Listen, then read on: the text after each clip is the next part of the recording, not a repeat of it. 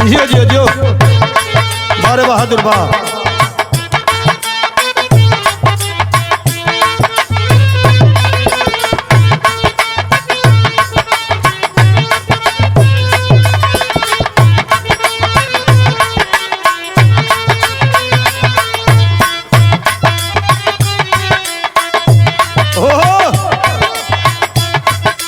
क्या बात है गुलाब भाई, क्या बात है।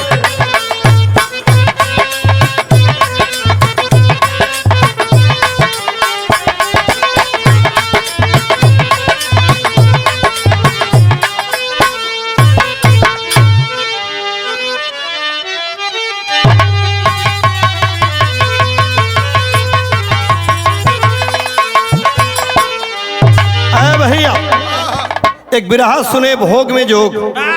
कवि जी भूमिका के अंदर भाव लिखे, क्या लिखे? चंदल महे कि है 4 दिन चांदनी, इसकी चाहत का चस्का लगाना नहीं। कभी बादल के चिलमन में छिप जाएगी, चमन की चिता पे सजाना नहीं। इसके पहलू से दामन बचाना जरा, यह दवा भी है दुश्मन दगाबाज है। ए हमोजे वफा जिंदगी और सजा, शायरों के सलीलों की अंदाज है।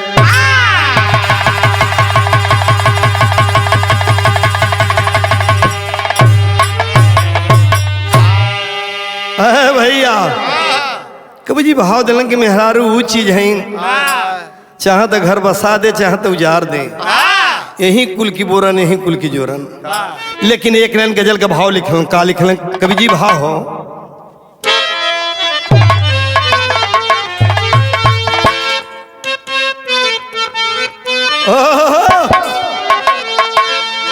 ए माना मेरी जान मुहब्बत सजा है, मजा इसमें इतना मगर किस लिए है।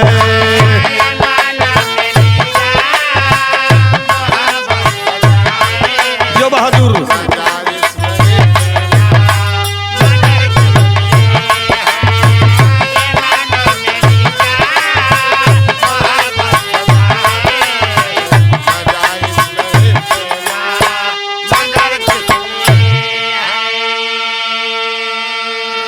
इससे अच्छी लाइन कवि जी बिरहा में लिखे।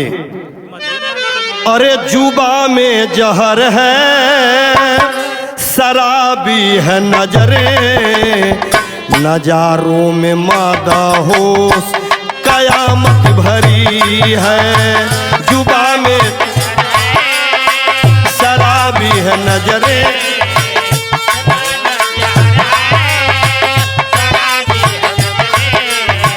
नजारों में मादा होश कयामत भरी।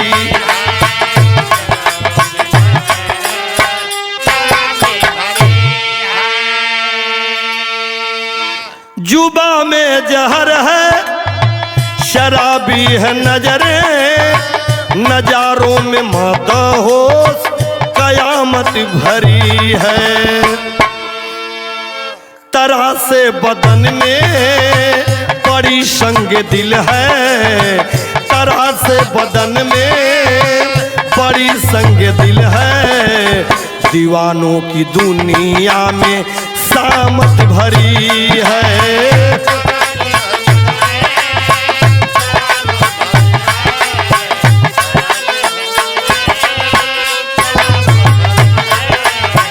दीवानों की दुनिया में सामत भरी। तरासे बदन में बड़ी संगे दिल है, दीवानों की दुनिया में सामत भरी है। बड़ा प्रेमी देखले हो बा, लेकिन प्रेमी के अंतिम में बड़ी दुर्गतियां लिखल है। लेकिन जैसे मेरे कहानी की शुरुआत हो गई, कहानी कहवा कहा? अरे शुरुआत है सुबह के सूबेदार भरे थरी, उज्जैन के थे राजा सूबेदार भरे थरी। नारी थी श्याम देई जो सुषमा की खान थी, वह चंद्रमुखी चपला चौचक जवान थी। अरे बहन थी बड़ी पिंगला पिंगल गुलाब था, लालिमा लबा लब लब लब शराब था। अरे सोहरत हसीनों की सजादी पिंगला, सम्मा बिना सारा शहर सजादी पिंगला। सोहरत हसीनों की सजादी पिंगला, सोहरत हसीनों की सजादी पिंगला, सम्मा बिना सारा शहर सजादी पिंगला।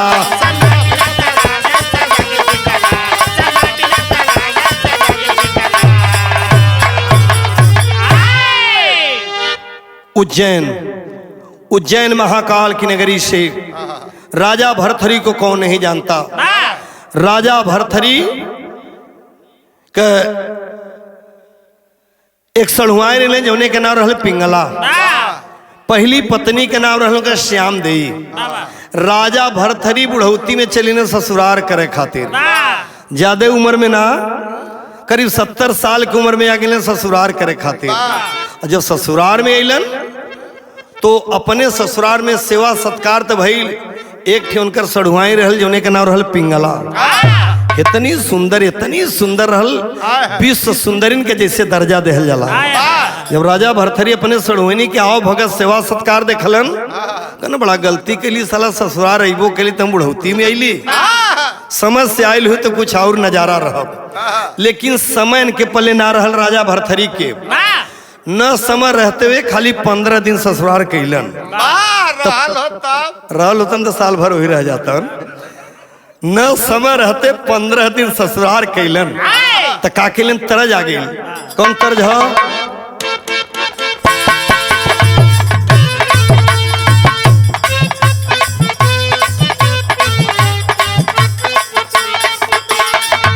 यह गीत हो, हटा न त चढ़ जाई, हटा न त चढ़ जाई, हई त नया मेल हो। हटा न त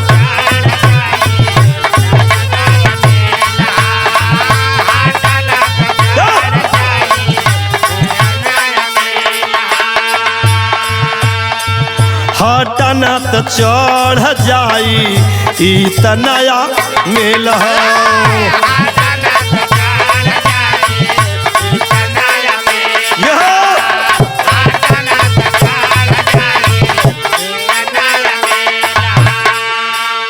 लेकिन सढ़ुआइन के सुंदरता का वर्णन कभी जी करत हुआ, का करत हुआ? सढ़ुआइन के सुषमा, सुषमा माने सुंदरता। सढ़ुआइन के सुषमा के चौमुख अजोरबा।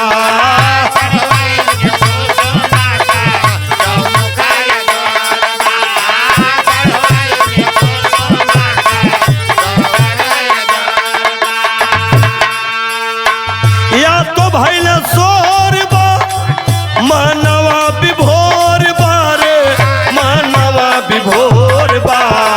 सढ़ुआइन के सुषमा के चौमुख अजोर बा।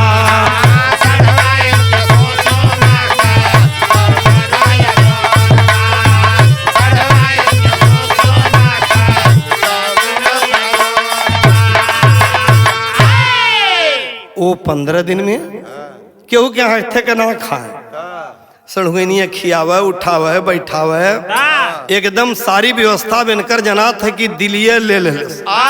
राजा भरथरी के दिल चोरा चुकल हो। लेकिन कवि जी लिखलन, अरे पिंगला कतीरे नजर बीस बेधल बान बा।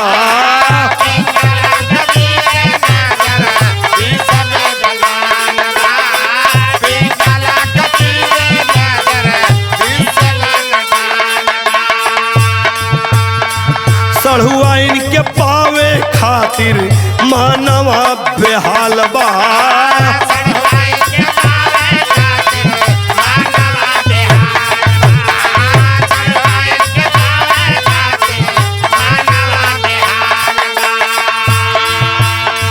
या तो भइल सोरबा मानवा विभोर बारे, मानवा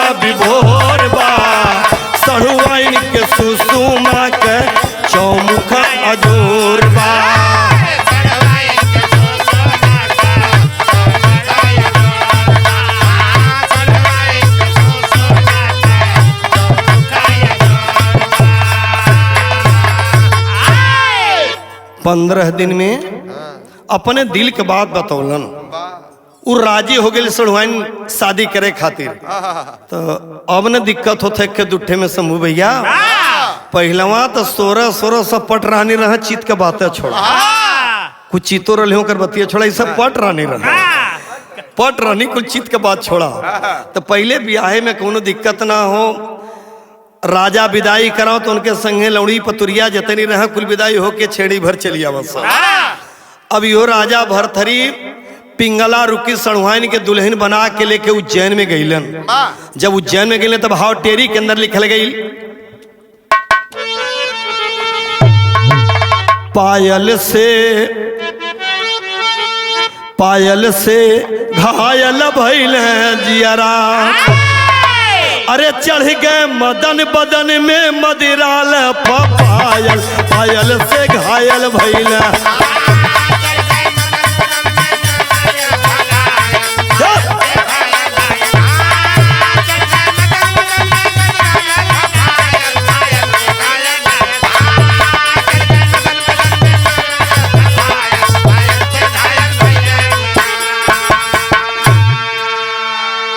राजा भरथरी 70 साल की उम्र में नई सड़ुआएं लेके इलन। सुहाग रात स्वाभाविक हम मनावे के है ये। अरे सौख तो जय बेरी तय बेरी मनावत हूँ भाई, जैठे में हर तैठे मनैबे के ना। एके देख पहली बार सुहाग रात होले कोली काठी वालन के मन ना जोड़ल जा, डायरेक्ट कहो राजा भरथरी सुहाग रात के कमरा में गईलन। उम्र 70 साल के नहीं जुगाड़ बैठत बा तो अपन खोलना थोड़ी सा लहना, एक पैक मरना तो थोड़ी सा कर्म नहीं ने, थोड़ी सा एक पैक और बढ़ाने तो थोड़ी सा हिम्मत बढ़ाना। जब 3 पैक मरना तो समझ गए कि अब घुघटा उठाओ भरा कम हो गई। लरबर लरबर लरबर करत लोटत पोटत पहुंच गई। जब पहुंच गए सुहाग रात में, इधर नई नवेली दुल्हन जौने को उम्र 25 साल, इनकर उम्र 70 साल सुहाग रात मनावा जाथुन। अलमस्त जवानी के आलम में, अलमस्त जवानी के आलम में आके भरथरी गुजर गए। लहरों पे लाखों बार कूदे, साहिल पे जाके उतर गए। साहिल माने किनारा, पर प्यास पिंगला की ना बुझी, पावक समान व भड़क उठी, जलधर की जलन में जैसे बिजली और जोर से तड़क उठी। तो दिलदार बना के दीवान को, दीवानी दिल को दे डाली। अरे पत्नी बनी, प्रेमिका बनी, एक फूल बनी, दो माली। मगर दोनों की काली कर तूते विक्रम देवर ने देख लिया। अरे देवर से पहले पिंगला राजा से जा उल्लेख किया। राजा भरथरी सुहाग रात में गईलन तो जरूर अपने काम वासना का पूर्ति कर ले, लेकिन वो नई नवेली दुल्हन के काम वासना का पूर्ति कभो कर ना पौलन। अंत में वह वासना की आग में जलती रही। सोचे लगल कि हमारे साथ ही धोखा कैलन। जब धोखा कैलन तो राजा भरथरी जो अपने कोर्ट कचहरी दरबार में बैठा तो एक ठेन कर दीवान जी रहल, बड़ा रिष्ट पुष्ट बढ़िया टाइट रहल, रामकृत नियर, उन्हीं से सेटिंग बनौलस। वह कोर्ट कचहरी लगावत, घरवा में कोर्ट कचहरी लगावा लगा। धीरे धीरे धीरे एक दिन राजा भरथरी के छोटे भाई विक्रमादित्य देख लेते हैं, समझाते कि भाभी आप राजा रानी हो करके 2 कौड़ी के दीवान के साथ क्या कर रही हैं? जी जिन पता लगेगा राज की हंसाई होगी, आइंदा ऐसी गलती मैं देख लिया खाल खिंचवा कर भूसा भरवा दूंगा। डटना दीवानवा तो भगल, इहो चुप मार गई गणेश की हमारे गलती के क्षमा कर दा। जब विक्रमादित्य गिल ने शिकार खेले, ये मौका पा करके राजा भरथरी के दरबार में गई। कौने रूप में गई? एकदम पूरापन कपड़ा लत्ता उतार के तब तरज आ गई।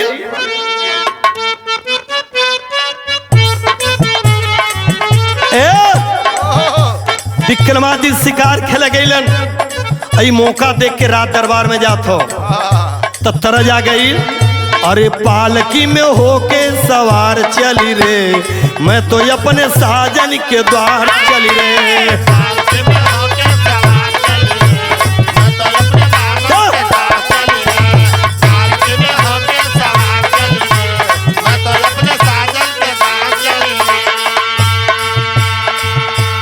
आजकल जैसे रेस्ट रूम बनत हो, बेड रूम बनत हो, हर रूम बनत हो, पहले थे कोप भवन बना ऊ कैसन भैया? ओमन आदमी चाहे मेहरारू हल जा तो लोग जाने के फलाने टिराल हूँ। आज तो सरवा खटिया पर टिरा जा तो रतिया के पता ना चलत। अभी अपन पूरा कपड़ा गहना वहना उतार के पुराना साड़ी पहन लेलस। और जब पहन लेलस तो कैलेस का,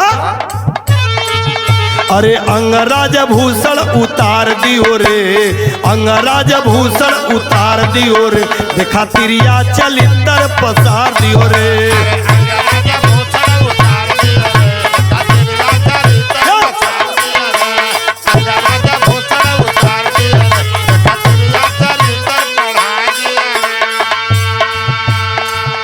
पूरा पुराना कपड़ा पहन लेलस। राजा भरथरी के दरबार में हाथ जोड़ कर गई। राजा भरथरी सबसे प्रिय रानी पिंगला की स्थिति देख करके कहे, क्यों ऐसा करी हो? कल सरकारी पहले बतावा, ई बियाह तू अपने बदे कैले कि खैरात बांटत होगा? कल तोरी संगे का हो गई? तब वो पपिनिया बतावत थे, अरे विक्रम देवरवा बड़ा अत्याचारी,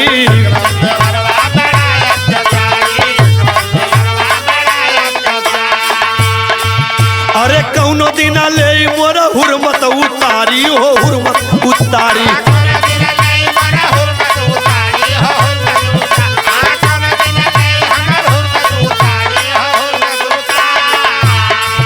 अरे भाई का मनवा बिगाड़ दियो रे, भाई का मनवा बिगाड़ दियो रे, देखा तिरिया चलितर पसार दियो रे।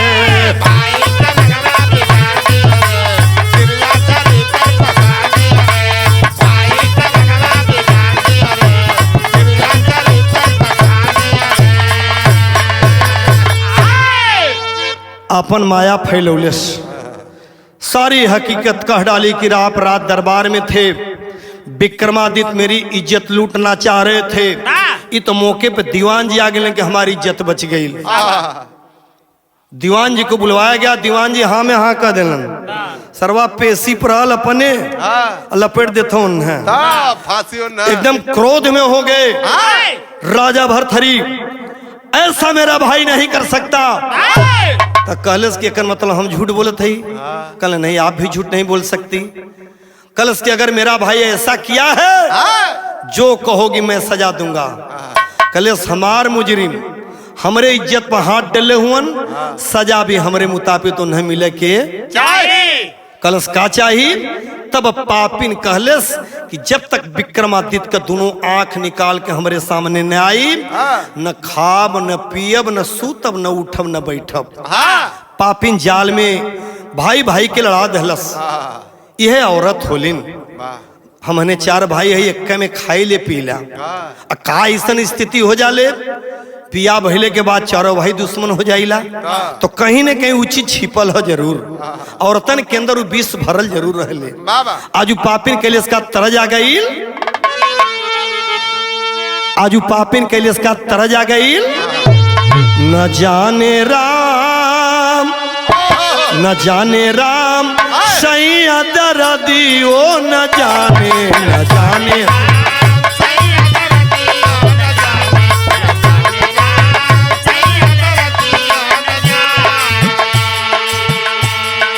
लेकिन राजा भरथरी सोचत होन, राजा बाबू हो, राजा बाबू हो, भाई अपन वन में भेजवाए। राजा बाबू हो,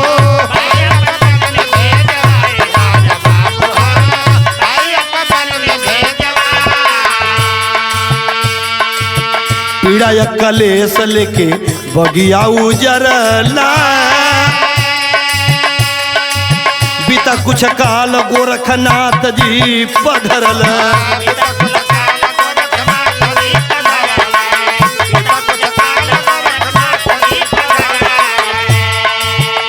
जोगी बाबा हो, जोगी बाबा हो, जवान फल राजा के थमा। जोगी बाबा हो,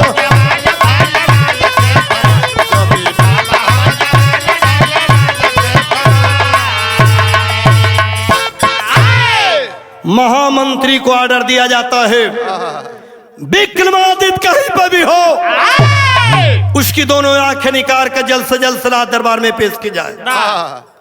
महामंत्री लाव लश्कर लेकर के पहुंचता है। विक्रमादित्य जंगल में मिलते हैं, कहते कोई दिक्कत हो गई क्या महामंत्री, आपको आना पड़ा? कहले दिक्कत यह हो गई कि राजा के आंख पे पट्टी चढ़ गई है, आपका कलेजा मंगले हुन। कहले कि राजा भैया हमारे कलेजा मंगलन? सहस्त्र शिकार है, मेरे कलेजों को काट करके मेरे भाई को दीजिए। एक बार भी नहीं विक्रमादित्य पूछे कि मेरी गलती क्या है। ई भाई हुलन कहलन कि मेरी गलती क्या, एक बार भी नहीं पूछे। कहे अगर मेरा भाई कहा, मेरे राजा कहे हैं तो जरूर मुझसे कोई गलती हुई होगी। लेकिन महामंत्री कहते समय आने पे बता दिया जाएगा। आप तब तक राज दरबार में नहीं आएंगे तब तक आपको सूचना न दी जाए। विक्रमादित्य जंगल पकड़ लिए और हर हिरण के मरवा करके वही के आंख निकाल के लेके अलन। राज दरबार में पेश भइल। पपिनिया जब हिरण के आंख पौलेस तो करे ना समझ में आयल कि हमारी देवरवा के आंख है कि हिरण के आंख हो। एक भाई के सामने एक भाई के आंख रख के पैर से मसल देती है और अपने सोचती में कटु चाल पे कामयाब हो गई। समय धीरे धीरे करीब 1 महीना बीतल। 1 महीना के बाद राजा भरथरी अपने दरबार में बैठे हैं। तब तक गोरखपुर से गोरखनाथ महाराज आते हैं। राज दरबार में राजा भरथरी बड़ी सेवा सत्कार कैलन। राजा भरथरी के सेवा से प्रसन्न होके गोरखनाथ एक फल देलन। कने इस फल का नाम जवान फल है, आप खाइए या कोई भी खाएगा, मौत सत्य है मगर मरेगा तो जवानी में मरेगा, ओके बुढ़ौती अइबे न करी। राजा भरथरी जवान फल जब लेहलन तो लगलन सोचत तरज आ गेल। कौन तरज?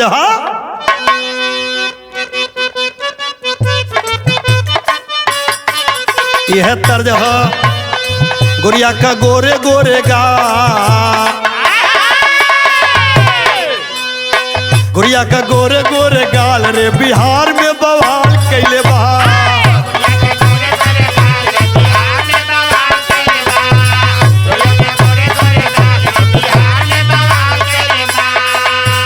पहले मैं तर्ज के जब बिहार को गावल जा, जहाँ खम हमें लौका नहीं ता, जहाँ खम हमें लौका नहीं ता तो जनिया बिहार आ गई।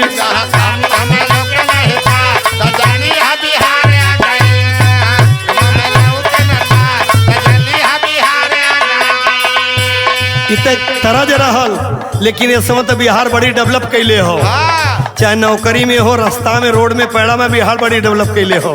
लेकिन कहानी तो हर सुनला पहले राजा भरथरी फलवा लेके सोचलन ई जवान फल हो। राजा देहना फल पिंगला के दान, राजा देहना फल पिंगला के दान रे जवान जान मार गोरिया। राजा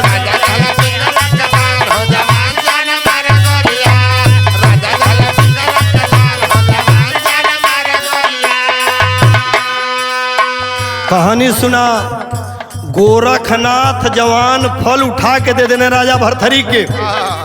राजा भरथरी जवान फल जब पौलन कना अगर जवान फलवा हमार सड़हुनिया रूपी छोटकी में हरुआ खा ले, एकदम सब दिन टाइटर खाली होके देख ले तो हमार बुढ़ौतिया बीत जात।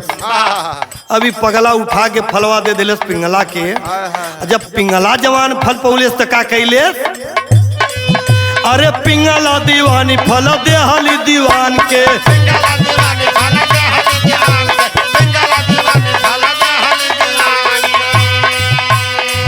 अरे देहन दीवाने अपने कोठा वाली जान के।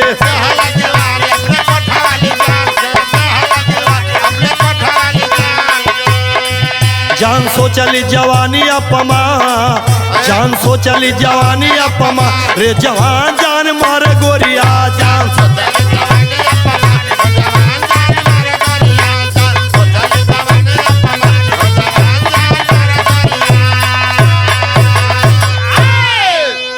राजा भरथरी उठा के फल पिंगला के दे देलन। कने के तू खाला, तू जवान हो जाइबू, खाली तू हम देख के रात दरबार में आए तो बढ़िया हम डिसीजन लेवल करो। जब पिंगला फल पौलेस कहले से जवान के फल खा ले, बिना जवान फल खैले का नतीजा दू दू ठे आदमी के हेर फेर करे के होता। अगर जवान हो जाब तो कैगो मरद खोजे के होई, तो काहे ने जवान फलवा दीवनवा के खिया दे, तो सारी व्यवस्था वो अकेले बनावल करत। ई जवान फलवा उठा के दे दिले दीवान जी के। जब दीवान जी फल पौना कहना ये भाई मेहरारू के जा जवान फल खिया दे, सार रात दरबार के अगला बगल हम दिन भर छुछुआबे करब, कहियो पकड़ जाब तब हमार जिंदगी हो जाई खराब। तो एहू के पैसा आवा लगल तो इहो कोठा पे के रंडी रखले रहो। कलस के अगर रंडिया के खिया दे उ जवान रहत, हर तरह दीवानगिरी छोड़ के भणुगिरी करी तगर ना नौकरिया छोड़ के तबो हम ठीक रहे। ई फलवा उठा के रंडिया के दिया। जब रंडी फल के पौलेस तो देखा का सोचत है, औरतन में हर रूप होले। ई रंडी रोवे लगल फल पाके, पहपट में का कहे,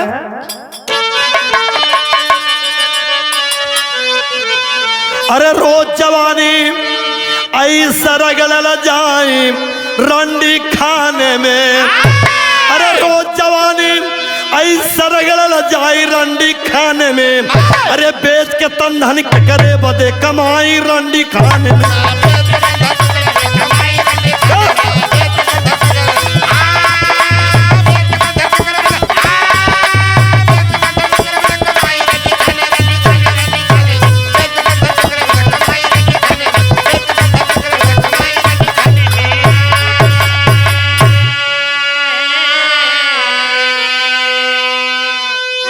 रंडी फल लेके रोआ लगल।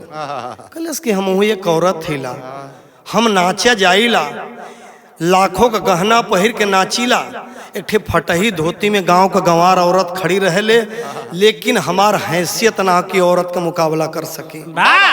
हम जवान हो जाब, मर्द हमारे शरीर के नोच नोच खई हैं, ऐसे अच्छा सोचे लगल। का सोचलस, अरे ना जाने किस पाप के कारण बेस्या में कहलाई हम, वृद्धा हो के मर जैती ये नरक से मुक्ति पाई हम। सब दिन अपन पराग कौन लुटाई रंडी खाने में, लेके फल रजवाड़े अंदर आई रंडी खाने में।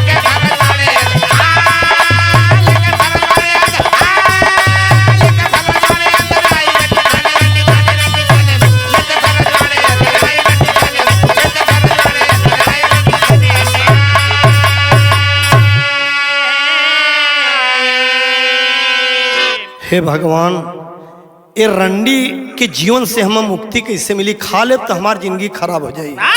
अगर ये फलवा हमारे देश का राजा चक्रवर्ती नरेश राजा भरथरी खा लेतन तो कम से कम उचित न्याय तो करतन, निर्णय तो बढ़िया करतन।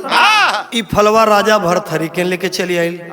राजा भरथरी फलवा के देखला तो पूरा अंग्रेजी का आठ हो गई ना, सरवा कतो खेती होते कर कहा तो के मिलल, कहला काहे साहब, तो राजा भरथरी कने तो मैं अपनी प्यारी पिंगला को दिया था।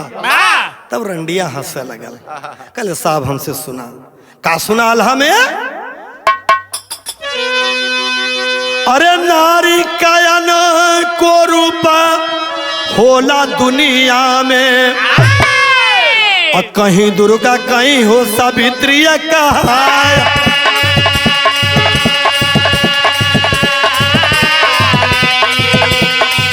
अरे नारी व्यभिचारी तोहरी कुंडला गुजरी,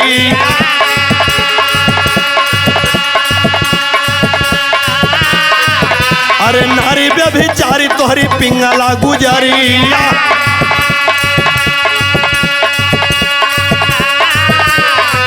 अरे फसनी दीवान संग सुना मनला,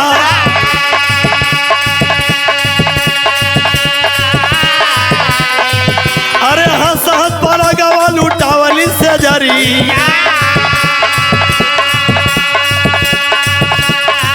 अरे हंस हंस बड़ा गवा लुटावली से जरी।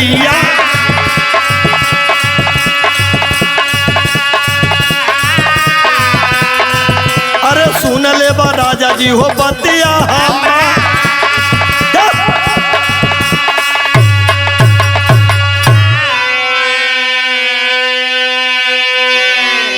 ए राजा जाना चाहत हुआ प्यारी पिंगला, तोहार प्यारी पिंगला दीवान जी के संपर्क में है। ओ पपिनिया के कहले अपने लक्ष्मण जैसन भाई के तू आंख फोड़वा दे। अब तो हमके फांसी दा, चाहे आंख निकलवा चाहे गर्दन काटा, हकीकत ही है बा। राजा भरथरी जब सुनने कि जौने औरत के खातिर अपने भाई के हम आंख फोड़वा देली, जान मरवा देली, कलेजा निकलवा देली, ऊ पपिनिया सारी चाल चलत हम माला मनिया तोरे लगलन। राजा भरथरी जी से पागल हो गईलन, गद्दी पर से उतर के जोर जोर से चिल्लाने लगे। महामंत्री आते हैं, कहते हैं क्षमा करिए सरकार, आपके विरुद्ध एक निर्णय मैंने ले लिया। भैया वहीं आज भी जीवित हो राजा विक्रमादित्य। विक्रमादित्य बुलवाए गए, उन्हें गद्दी सौंपते हैं राजा भरथरी। गद्दी सौंप करके जोग रमा लिए। उसी समय से विक्रम संवत निकली, लेकिन अंतिम लाइन में का भाई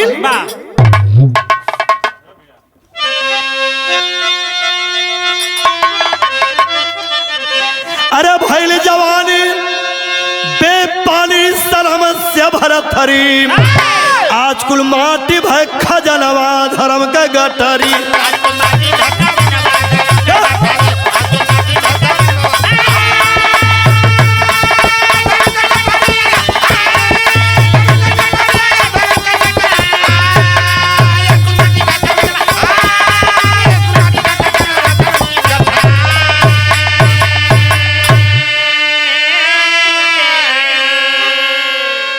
तो विक्रम को बुलवा के दिए उज्जैन के राज, अपने तन पे गेरुआ डाले, अरे लिए सरंगी साज, आज कुल माटी भाई खजनवा धर्म से भरथरी।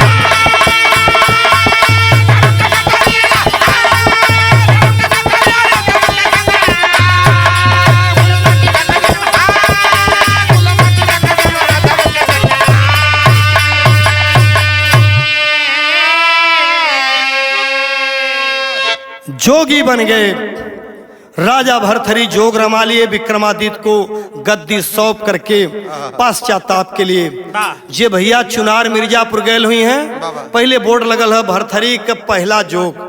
अब तो वहाँ पे पीएससी पूरी लग गई है, वहाँ बोर्ड पहले लगा था भरथरी का पहला जोग। तो ये औरत है, चाहे तो घर बसा दे, हमरो तोहरो घरे की स्थिति हो, यह चाहे तो घर बना दे, चाहे तो बिगाड़ दे।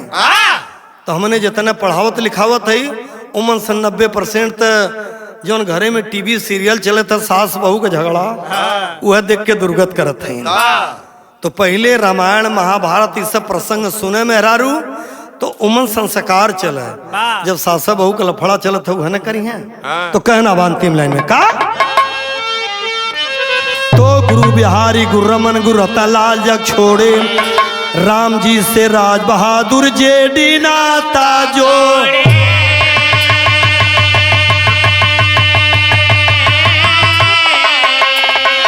पायल से घायल भइल जियरा, दुलारे छोटे लाल का मनवा बायर उझायल, पायल से घायल भइल